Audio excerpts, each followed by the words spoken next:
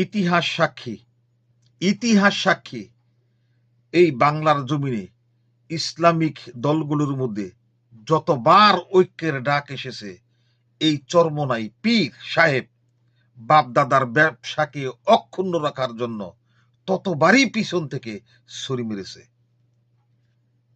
যতবার ঐক্যের ডাক এসেছে ততবার এই লোকটি এই ঐক্যের মধ্যে ফাটল ধরিয়ে পিছন থেকে গাদ্দারি করেছে।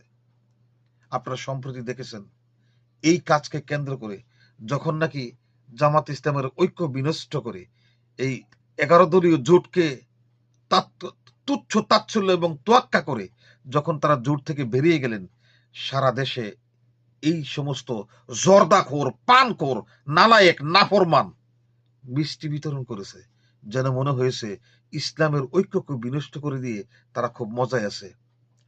ইতিহাস সাক্ষী এরা কখনোই ইসলামের ন্যূনতম ভালো কাজ করে নাই। আমরা ফিরে যেতে চাই সেই দিনের দিকে। তাদের শত শত বইয়ের মধ্যে শত শত বেরেক, শত শত শেরক, শত শত বিদাতের কাহিনী, বাপদাদার কাহিনী, তাবিজ কবজের কাহিনী, এগুলো জাতির কাছে বিদ্যমান। এদের কাছ থেকে জাতি কি আশা করে, কি পাবে এদের কাছ থেকে?